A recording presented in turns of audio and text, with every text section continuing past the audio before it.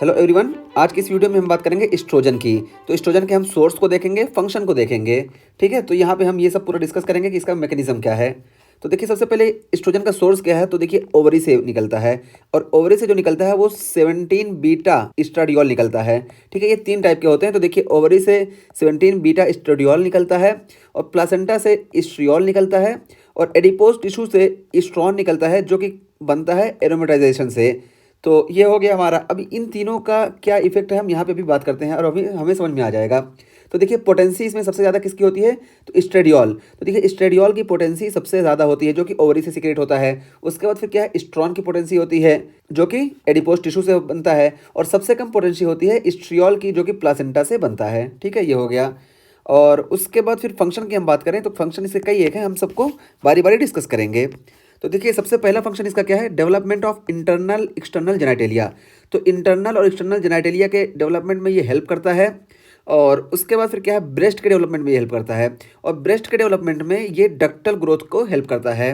और इसको जो है, एस्ट्रोजन को ही हम growth hormone of the breast भी बोलते हैं। तो ये हो गया। और उसके बाद फिर क्या है, फीमेल फैट डिस्ट्रीब्यूशन। तो ये फीमेल में फैट डिस्ट्रीब्यूशन के लिए भी हेल्प करता है, ये एक काम हो गया। और उसके बाद ग्रोथ ऑफ फॉलिकल, तो ये फॉलिकल के ग्रोथ में हेल्प करता है। मेंस्ट्रुअल साइकिल वाली वीडियो में हम देख चुके हैं। और उसके बाद फिर क्या है, एंड्रोमेट्रियल प्रोलिफरेशन। तो एंड्रोमेट्रियल प्रोलिफरेशन में ये बहुत ही मेन रोल अदा करता है ड्यूरिंग प्रोलिफरेटिव फेज, क्योंकि मेंस्ट्रुअल साइकिल के बाद जो सेल्स डिजेनरेट हो गए थे उनको दोबारा ये प्रोलिफरेट कराता है। और उसके अलावा क्या है कि increase myocardial excitability. Myocardial excitability को ये इंक्रीज करता है। और किस फिनोमिनन से इंक्रीज करता है, तो देखिए, बाई एस्ट्रोजन प्राइम्ड यूट्रस। तो ये एस्ट्रोजन प्राइम्ड यूट्रस क्या होता है कि ये मायोकार्डियम की जो सेल है इनमें गैप जंक्शन को बढ़ा देता है। एस्ट्रोजन जो है ये गैप जंक्शन को बढ़ा देगा, जिसकी वजह से ऑक्सीटोसिन जब इस पर वर्क करेगा तो आसानी से ये कॉन्टैक्ट कर जाएंगी, गैप जंक्शन ज़्यादा होने की वजह से।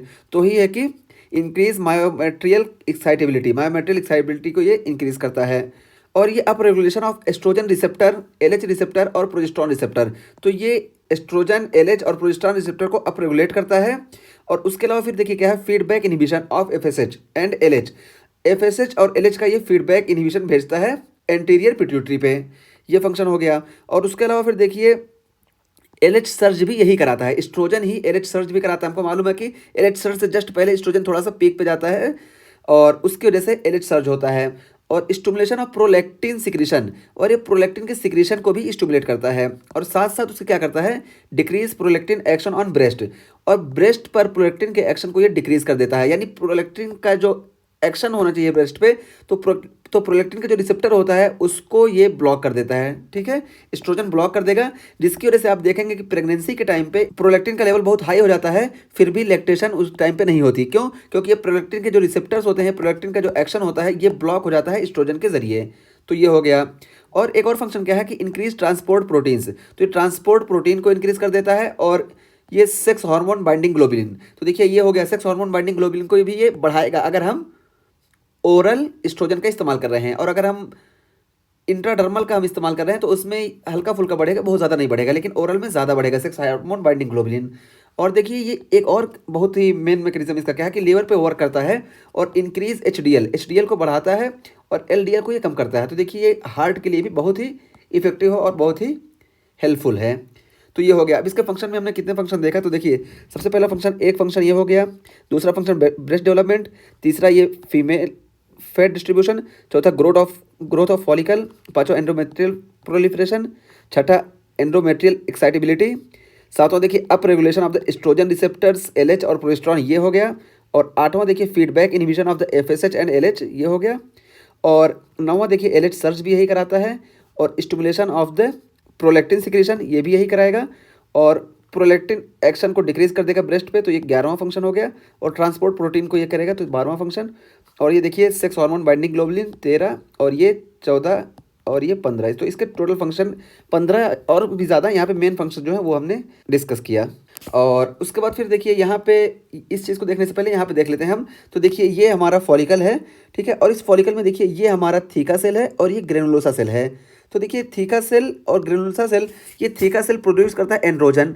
और ये एंड्रोजन जो थीका सेल से प्रोड्यूस हुआ है, ये कन्वर्ट होता है एस्ट्रोजन में by the help of granulosa cell. तो देखिए कैसे, यहाँ पे देखिए जूम करके दिखाया गया है। तो देखिए यहाँ पे देखिए LH आया और ये LH रिसेप्टर पे वर्क किया, जिसकी वजह से साइक्लिक MP यहाँ पे कन्वर्ट हुई। और ये साइक्लिक MP देखिए ये स्टिमुलेट करता है डेस्मोलेज एंजाइम को। तो ये देखिए डेस्मोलेज एंजाइम ये कोलेस्ट्रॉल को कन्वर्ट कर देता है एंड्रोस्टेनिडियन में, और ये एंड्रोस्टेनिडियन यही एंड्रोजन का फॉर्म है। ठीक है, तो एंड्रोस्टेनिडियन बन गया, साइक्लिक MP के हेल्प से डेस्मोलेज ने काम किया। और उसके बाद फिर देखिए अब यहाँ से ये एंड्रोजन जो बन गया, अब ये आ गया हमारे ग्रेनुलोसा सेल में, और ग्रेनुलोसा सेल में देखिए एंड्रोस्टेरॉन जो आया, इस पे एरोमेटेज ने वर्क किया, और ये एरोमेटेज ये साइक्लिक MP यहाँ पे देखिए FSH रिसेप्टर है, ये FSH रिसेप्टर यहाँ पे FSH ने वर्क किया, जिसकी वजह से यहाँ पे साइक्लिक MP का फॉर्मेशन हुआ, और ये साइक्लिक MP एरोमेटेज को स्टिमुलेट करेगी, और ये एरोमेटेज एंडोस्टेरॉन को कन्वर्ट कर देगा एस्ट्रॉन में। तो देखिए ये एस्ट्रॉन में कन्वर्ट हुआ, और ये एस्ट्रॉन हमको मालूम है कि एरोमेटेज के कन्वर्ट से बनता है, एरोमेटेज की हेल्प से बनता है। अब ये एस्टेरॉन यहाँ पे चूंकि थीका सेल्स है, इसको बनना है एस्ट्रेडियोल में, तो ये कन्वर्ट हो जाएगा एस्ट्रेडियोल में, और एस्ट्रोजन की एस्ट्रेडियोल फॉर्म यहाँ पे रिलीज हो जाएगी। ठीक है, ये हो गया। और तो हमने देख लिया कैसे बनता है, इसका फॉर्मेशन कैसे होता है, इसमें FSH और LH का क्या रोल होता है।